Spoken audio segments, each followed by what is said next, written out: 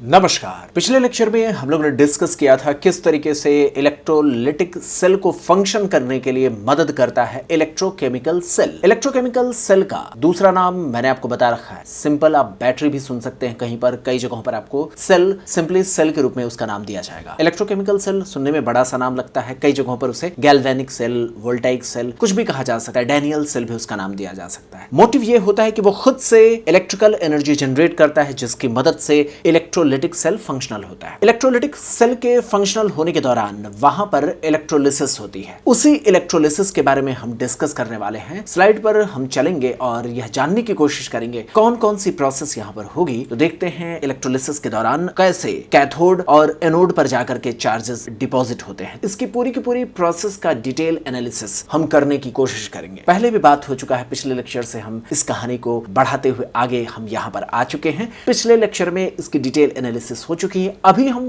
Focus करने वाले हैं जब कभी भी इलेक्ट्रोलिसिस की प्रोसेस होती है तो चार्जेस कितनी तेजी से जाकर के अपने इलेक्ट्रोड्स पर डिपॉजिट होंगे, उसके कारण जो बचा हुआ सॉल्यूशन होगा उसमें क्या चेंजेस होगा, उसके कारण जो डिपोजिशन के बाद रिलीज होने वाली गैसेस होंगी उनसे हम क्या केमिस्ट्री में फायदा पा सकते हैं, उसके बारे में हम डिस्कस करेंगे। तो जैसे मान लीजिए कहीं कहा जाए हाइड्रोजन गैस के बारे में बात करनी है, कई जगहों पर ऑक्सीजन गैस के प्रोडक्शन की बात करनी है, कई जगहों पर हमें क्लोरीन गैस के प्रोडक्शन की बात करनी होगी, तो वो इलेक्ट्रोलिसिस की प्रोसेस के दौरान जब Cl- आयन जाएगा, H+ जाएगा, OH- आयन जाएगा, तो ये अपने हिसाब से जब वहां पर न्यूट्रलाइज होंगे तो उसके बाद अपने रिस्पेक्टिव गैसेस को रिलीज करेंगे। जैसे H2 gas, Cl2 gas, O2 gas वो रिलीज कर सकते हैं। इसी तरीके से मैंने आपको बताया था NaCl का एक्वस सोल्यूशन, याद है आपको ना? NaCl का एक्वस सोल्यूशन थोड़ी देर बाद इलेक्ट्रोलिसिस की प्रोसेस में जैसे जैसे आगे प्रोसीड करेगा वैसे वैसे वहां पर सोल्यूशन का नेचर बदलता जाएगा, वो अल्टीमेटली NaOH का सोल्यूशन बन जाता है। ये सारी चीजें आपकी जानकारी में है, उसी चीज को यहां पर हम बात करेंगे। उसके बाद अगले लेक्चर तक जब हम पहुंचेंगे तो ये बात समझने की होगी कि मेटेलिक कंडक्टर्स और इलेक्ट्रोलिटिक कंडक्टर्स में क्या डिफरेंसेस होते हैं। मेटेलिक कंडक्टर्स में करंट को फ्लो करने के लिए कौन रिस्पॉन्सिबल होता है, इलेक्ट्रोलिटिक कंडक्टर्स में करंट को फ्लो कराने के लिए कौन रिस्पॉन्सिबल होगा,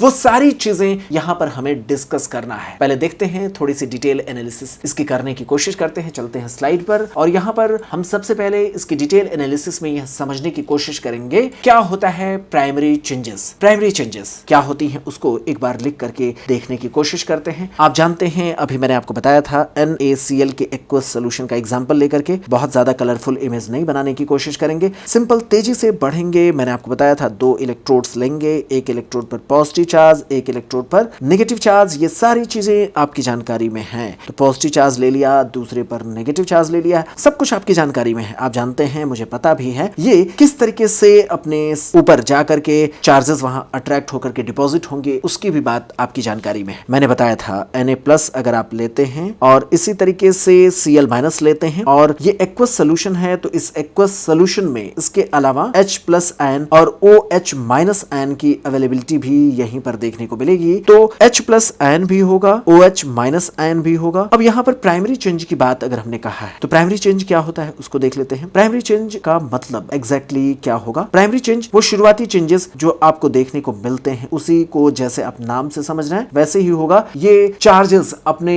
ये जो आयंस हैं ये अपने चार्जेस को दे करके न्यूट्रलाइज हो जाएंगे। जैसे कि मैंने आपको बताया था H+ आयन यहां जाकर के न्यूट्रलाइज हो जाएगा। इसी तरीके से मैंने आपको बताया था क्लोराइड आयन वो जाकर के पॉजिटिव प्लेट पर जाकर के डिपॉजिट हो जाएगा। ये शुरुआती चेंजेस होती हैं और उसके बाद सोल्यूशन जो बच जाएगा उसके नेचर के बारे में हम लोगों ने बात किया था। ये प्राइमरी चेंजेस हैं। सेकेंडरी चेंजेस क्या होते हैं? सेकेंडरी चेंजेस में होता यह है कि अगर कोई इलेक्ट्रोलाइट्स अपने इलेक्ट्रोड्स पर पहुंचा और इलेक्ट्रोड्स पर जाने के बाद वो फर्दर किसी रिएक्शन में पार्टिसिपेट कर जाए, वो होता है सेकेंडरी चेंजेस। सेकेंडरी चेंजेस का मतलब ये होता है, आप हमारी किताब में पढ़ेंगे तो ये सारी चीजें आपको समझ में आएंगी। जब कोई चार्ज डिस्चार्ज होने के लिए जाता है, चार्ज जो आयंस होते हैं, आप समझ रहे ना, चार्जेस या आप यूं कह लें चार्ज स्पीशीज जब न्यूट्रलाइज होती है तो वो अपने इलेक्ट्रोड्स पर पहुंचती है और न्यूट्रलाइज होने के दौरान फर्दर कोई और रिएक्शन करे तो उसे हम कहते हैं सेकेंडरी चेंजेस। जो न्यूट्रलाइज हो जाने के बाद फर्दर कोई रिएक्शन में इन्वॉल्वमेंट होता है उसे हम सेकेंडरी चेंजेस कहते हैं। यहां पर इस सिंपल से कॉन्सेप्ट के बाद कुछ और भी बेसिक फैक्ट्स हैं जिसकी जानकारी होनी चाहिए। जैसे अगर इलेक्ट्रोड्स न्यूट्रल हैं तो क्या होगा, अगर इलेक्ट्रोड्स एक्टिव हैं तो क्या होगा। तो आप समझ लें जब कभी भी न्यूट्रल इलेक्ट्रोड्स होते हैं तो जैसा आप प्रोडक्ट सोचते हैं वैसा ही होता है। लेकिन अगर इलेक्ट्रोड्स भी एक्टिव हो गए, इलेक्ट्रोड्स अगर न्यूट्रल रहे है, तो जैसा आप सोच रहे हैं वैसा ही होगा। अगर वो एक्टिव हो गया, मैं इसलिए 2 बार बोल रहा हूं, तो फिर रिएक्शन में अलग तरीके से पार्टिसिपेट करेगा। कैसे पार्टिसिपेट करेगा पहले देख लेते हैं। प्राइमरी चेंजेस क्या होता है, उसके बाद हम सेकेंडरी चेंजेस की बात करेंगे। तो जब कभी भी अपने इलेक्ट्रोड्स पर चार्ज्ड स्पीशीज जाती है तो वो न्यूट्रलाइज होती है और वो न्यूट्रल स्पीशीज में बदल जाती है। जैसा आप सोच रहे होते वैसा ही होता है, इसे कहते हैं प्राइमरी चेंजेस। इसी तरीके से कुछ सेकेंडरी चेंजेस होते हैं। सेकेंडरी चेंजेस कब होंगे, जब वो इलेक्ट्रोड्स पर जाएंगे, वहां पर फर्दर कुछ रिएक्शंस में पार्टिसिपेट करने लग जाते हैं। तो ये जो न्यूट्रल स्पीशीज हैं जो डिस्चार्ज हुए हैं, रिलीज हुए हैं इलेक्ट्रोड्स पर, वो फर्दर कुछ दूसरे रिएक्शंस में पार्टिसिपेट कर जाते हैं। उस दौरान सेकेंडरी चेंजेस देखने को मिलते हैं। अब सवाल यह है कि जब ये रॉड या इलेक्ट्रोड्स पर जाकर के डिस्चार्ज होते हैं, न्यूट्रल स्पीशीज में बदलते हैं, तो प्रोडक्ट क्या मिलता है? प्रोडक्ट क्या मिलेगा वो मैं आपको पहले NaCl के एक्वस सॉल्यूशन का एग्जांपल लेकर के समझा चुका हूं। लेकिन क्या और भी इसमें चेंजेस हो सकते हैं? क्या क्या चेंजेस हो सकते हैं उस बारे में अभी हम अगले पॉइंट्स पर डिस्कस करेंगे। चलते हैं स्लाइड पर, यहां पर देखने की कोशिश करें प्रोडक्ट्स ऑफ इलेक्ट्रोलिसिस के बारे में। तो ये प्रोडक्ट क्या देगा इलेक्ट्रोलिसिस की प्रोसेस के दौरान, हमारे पास प्रोडक्ट्स क्या क्या मिलेंगे, वह नेचर ऑफ इलेक्ट्रोलाइट्स पर डिपेंड करता है। नेचर ऑफ इलेक्ट्रोलाइट्स, इसका मतलब यह है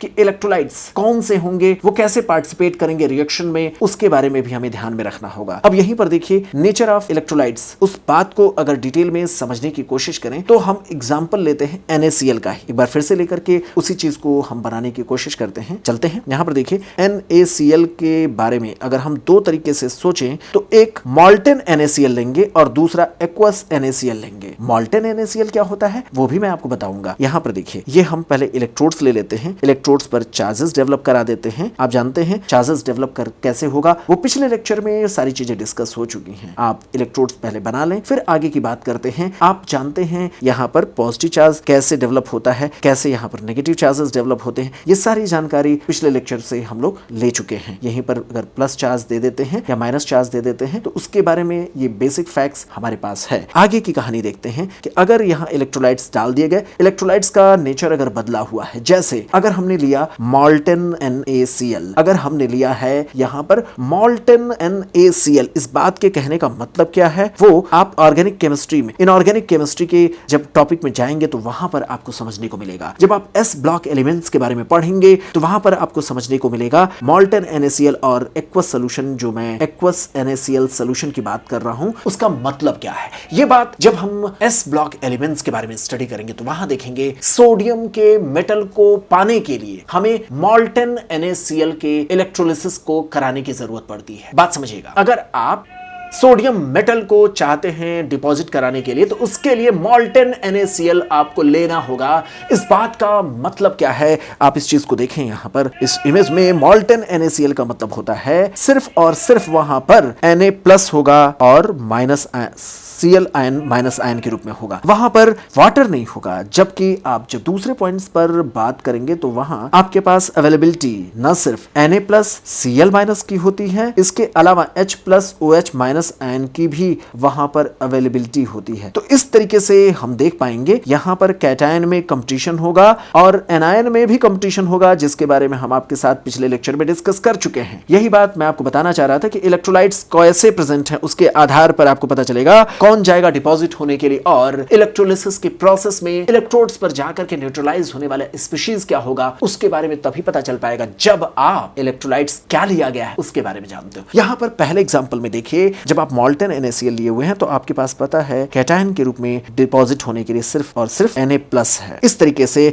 जब आप मॉल्टेन NaCl लेते हैं तब आप सोडियम प्लस इलेक्ट्रॉन को एक्सेप्ट करेगा और आपको प्योर सोडियम एटम मिल जाएगा। तो सोडियम के पाने के लिए, एक्सट्रैक्शन के लिए, हम इसी वजह से कहते हैं कि मॉल्टेन NaCl को यहां इलेक्ट्रोलाइज कराना होगा। जबकि आप अगर एक्वस सॉल्यूशन लेंगे तो इसी चीज को देखेंगे कि यहां पर कंपटीशन होने लगता है और इस दौरान H+ जो आयन होगा जो रिड्यूस होने की ज्यादा टेंडेंसी रखेगा। सोडियम आयन ज्यादा मेटेलिक प्रॉपर्टी रखता है, इसलिए वो सॉल्यूशन में पड़ा रहेगा तो H+ आयन जाकर के डिपॉजिट होगा। इस वजह से सोडियम के एक्सट्रैक्शन में एक्वस सॉल्यूशन की इलेक्ट्रोलिसिस नहीं कराई जाएगी। यहां पर कौन जाएगा, यहां पर ये जाएगा डिपॉजिट होने के लिए। तो क्या कभी भी आपको सॉल्यूशन से H+ आयन जाते हुए यहां मिलेगा? नहीं मिलेगा। Na+ आयन हमेशा के लिए सॉल्यूशन में ही पड़ा रहेगा। इस तरीके से यहां पर सोडियम को अगर एक्सट्रैक्ट करना है तो मॉल्टेन NaCl का इलेक्ट्रोलिसिस कराना होगा। तो यही बात कहा गया है स्लाइड पर, आप देखें नेचर ऑफ इलेक्ट्रोलाइट्स पर डिपेंड करेगा इलेक्ट्रोलिसिस का प्रोडक्ट क्या होगा। दूसरा पॉइंट यहां देखें, दूसरा पॉइंट कहता है टाइप्स ऑफ इलेक्ट्रोड्स। इलेक्ट्रोड कैसा है, क्या वो अटैकेबल है या नॉन अटैकेबल है। मतलब ये कि अगर वो रिएक्शन में पार्टिसिपेट फर्दर नहीं करेगा तो इसका मतलब ये है कि जैसा आप सोच रहे हैं सिर्फ वही प्रोसेस होगी। कई बार ये होता है कि वो अटैकेबल होता है, रिएक्शन में खुद भी पार्टिसिपेट कर जाता है। ऐसे मामलों में क्या होगा, जो आप सोच रहे हैं वैसा प्रोडक्ट नहीं मिलेगा। इसीलिए जब कभी भी आप ऑब्जेक्टिव क्वेश्चन सॉल्व करेंगे तो आपको पता होना चाहिए उस लैंग्वेज में इनर्ट इलेक्ट्रोड लिखा है या फिर एक्टिव इलेक्ट्रोड लिखा है या अटैकेबल इलेक्ट्रोड लिखा हुआ। इस तरीके की लैंग्वेज से आपको पता चल जाएगा वो इलेक्ट्रोड्स फर्दर पार्टिसिपेट कर रहा है या नहीं कर रहा है। तो ये चीज जो लिखा हुआ है टाइप्स ऑफ इलेक्ट्रोड्स, उसके बारे में आपको जानकारी होनी चाहिए। एक बार इस बारे में जान लें। टाइप्स ऑफ इलेक्ट्रोड्स, जब नॉन अटैकेबल होता है इसका मतलब क्या होता है, इनर्ट इलेक्ट्रोड की हम बात कर रहे हैं। इनर्ट इलेक्ट्रोड किसकी मदद से बनाते हैं, इनर्ट इलेक्ट्रोड जो हम बनाते हैं वो प्लैटिनम या गोल्ड की बनाते हैं। ये सिर्फ और सिर्फ इलेक्ट्रॉन्स की कमी या एक्सेस के बारे में डेवलप करते हैं। ये कभी भी किसी भी तरीके के केमिकल रिएक्शन में पार्टिसिपेट नहीं करेंगे, ये बात आपको पता होना चाहिए। ये कभी भी केमिकल रिएक्शन में पार्टिसिपेट नहीं करेंगे, सिंपल जो चार्ज आएगा उसको अपने पर डिपॉजिट करेंगे और कोई मतलब नहीं होता है। लेकिन जब आप अटैकेबल इलेक्ट्रोड्स की बात करते हैं, अटैकेबल इलेक्ट्रोड्स का मतलब क्या, जैसा आप देखेंगे कॉपर के इलेक्ट्रोलिसिस की प्रोसेस के दौरान आप देखेंगे कि वहां पर कॉपर के इलेक्ट्रोड्स केमिकल रिएक्शन में पार्टिसिपेट कर जाता है और वह नेचर ऑफ प्रोडक्ट को अफेक्ट करता है। आगे चल करके हम डिस्कस करेंगे कैसे गोल्ड को प्यूरिफाई किया जाता है। ये पॉइंट आप इनऑर्गेनिक केमिस्ट्री में प्यूरिफिकेशन के प्रोसेस में पढ़ते हैं। Purification of copper, purification of silver, purification of gold, उसमें हम अटैकेबल इलेक्ट्रोड्स लेते हैं। स्लाइड पर आप ध्यान रखें जो सेकंड पॉइंट दर्शाया गया है, अटैकेबल इलेक्ट्रोड्स कब हम लेते हैं, अटैकेबल इलेक्ट्रोड्स का रोल कहां पर होता है। तो इसी इलेक्ट्रोलिसिस की प्रोसेस का हम एग्जांपल आगे अप्लाई करेंगे और पढ़ते हैं अटैकेबल इलेक्ट्रोड्स के रोल के बारे में प्यूरिफिकेशन की प्रोसेस में। जब हम extraction of elements and it's purification का जो हमारा केमिस्ट्री, इनऑर्गेनिक केमिस्ट्री का जो टॉपिक है, उसमें लास्ट सेक्शन में अटैकेबल इलेक्ट्रोड्स की बात होगी। वहां पर पूछा जाता है जो एनोड मड होता है वो क्या होता है। वो सारी चीजें अभी मैं आगे आपको इमेज में बताऊंगा। अटैकेबल इलेक्ट्रोड्स आप स्लाइड पर देखें। नॉन अटैकेबल इलेक्ट्रोड्स क्या होते हैं, उनके एग्जांपल क्या होता है, उसके बारे में आप जानें। इसके अलावा आप थर्ड पॉइंट पर चलेंगे जिसमें आप देखेंगे ऑक्सीडाइजिंग एंड रिड्यूसिंग एजेंट्स या species present in electrolytic cell. तो ये बात कहने का मतलब ये है कि जब कभी भी आप एक या एक से ज्यादा इलेक्ट्रोलाइट्स को ऐड ऑन किए हुए हैं, जैसा कि हमने यहां पर लिखने के दौरान देखा था, सोडियम क्लोराइड के एक्वस सॉल्यूशन की बात किया था, तो आपको पता था कि सोडियम आयन की बजाय H+ आयन क्यों रिड्यूस होने के लिए गया। इसी तरीके से सेकंड पार्ट्स में जब हम कहते हैं तो यहाँ क्लोराइड आयन जाता है ऑक्सीडाइज होने के लिए, वहां पर OH- आयन नहीं जाएगा। ऐसा क्यों होता है, यहाँ पर कंपटीशन की वजह से होता है और हमें जानना होता है किसके रिडक्शन पोटेंशियल की क्या वैल्यू है। उसकी बेसिस पर हम समझ पाएंगे कौन रिड्यूस होना चाहेगा, कौन ऑक्सीडाइज होना चाहेगा। इस तरीके से जो इलेक्ट्रोकेमिकल सीरीज में हम लोगों ने स्टैंडर्ड रिडक्शन पोटेंशियल के माध्यम से जो स्टडीज की है उसका एप्लीकेशन यहां पर पाएंगे और केमिस्ट्री के इंडस्ट्रियल एप्लीकेशन में इस बारे में अनुमान लगा सकेंगे कौन प्रोडक्ट मिल सकता है, कौन प्रोडक्ट्स के रूप में नहीं मिल सकता है। ओवरऑल जो फंक्शन है, हमारा जो टारगेट है, वो केमिस्ट्री में इंडस्ट्रियल एप्लीकेशन का है। इलेक्ट्रोलिसिस के दौरान कौन डिपॉजिट होगा, कितना डिपॉजिट होगा, कैसे डिपॉजिट होगा, कितना फास्ट हम प्रोडक्ट पा सकते हैं, कितना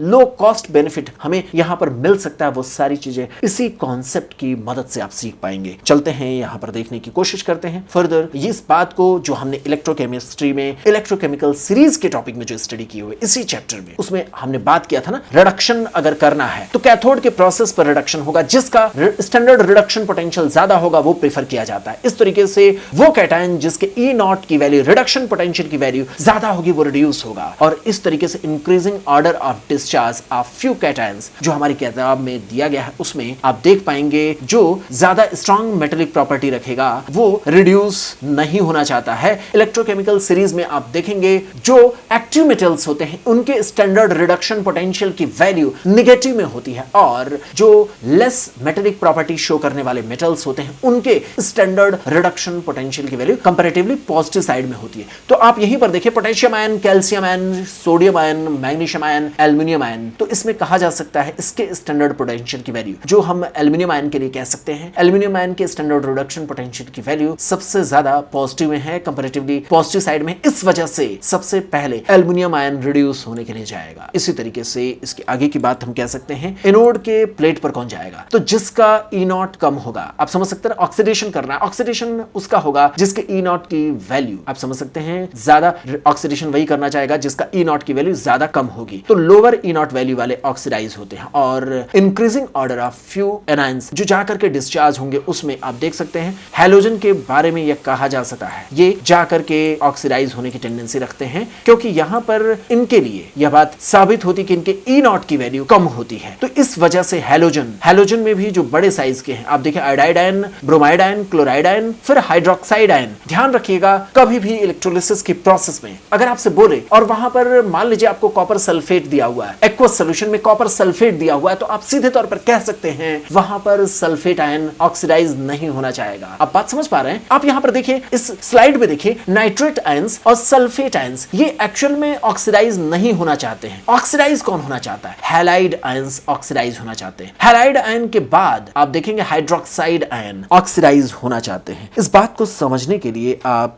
यहां पर देखें तो याद रखिएगा, एक हम कोड बना सकते हैं, हेलो सुनो का कोड बना करके याद कर सकते हैं। तो आप देखिए हेलो सुनो, इस तरीके से हम बना सकते हैं। तो हैलोजन के जो हैलाइड आयंस हैं वो सबसे पहले ऑक्सीडाइज होने के लिए जाएंगे। उसके बाद आप देखें हेलो में आप ये देख सकते हैं, उसके बाद हाइड्रोक्साइड आयन के बारे में आप कह सकते हैं, हाइड्रोक्साइड आयन जाएगा। उसके बाद प्रैक्टिकली आप देखेंगे सल्फेट्स और नाइट्रेट्स होंगे। तो सल्फेट्स और नाइट्रेट्स आमतौर पर ये ऑक्सीडाइज होने के लिए नहीं जाते हैं। तो जिसकी ई नॉट की वैल्यू कम होगी, आप समझ सकते हैं ना, आप इस रूप में समझे, ई नॉट जिसका ज्यादा था, रिडक्शन पोटेंशियल जिसका ज्यादा था वो रिड्यूस हुआ। आप समझ सकते हैं ना, जिसका ई नॉट की वैल्यू ज्यादा थी वो रिड्यूस हुआ। इसके अपोजिट आप कह सकते हैं जिसके ई नॉट की वैल्यू कम होगी वो ऑक्सीडाइज होना चाहेगा। इसी आधार पर इसका अपोजिट जब हमने बोला है तो आप कह सकते हैं ना वो ऑक्सीडाइज होगा जिसके ई नॉट की वैल्यू कम होगी। और यही बात हमने स्लाइड पर बताया है। आप ऊपर देखें, हमने कैथोड के लिए पहली लाइन क्या लिखा है? हायर ई नॉट की बात हमने कहा है, हायर ई नॉट की बात हमने कहा है कैथोड पर रिड्यूस होने के लिए। और जब हम एनोड की बात कर रहे हैं तो वहां पर हम कह रहे हैं लोअर ई नॉट की बात कर रहे हैं ऑक्सीडाइज होने के लिए। तो आप देख सकते हैं लोअर ई नॉट की बात जब कह रहे हैं तो वहां पर ऑक्सीडेशन की बात कही जा रही है। हमने यहां पर कैथोड पर रिड्यूस होने वाले स्पीशीज और एनोड पर ऑक्सीडाइज होने वाले स्पीशीज के बारे में एक कंपैरेटिव एनालिसिस कर लिया है। इसके बाद हम एक इमेज हमने अपनी किताब पर दर्शाया है जिसमें यह दिखाने की कोशिश किया है किस तरीके से कैटायंस और एनायंस में कौन जाएगा पहले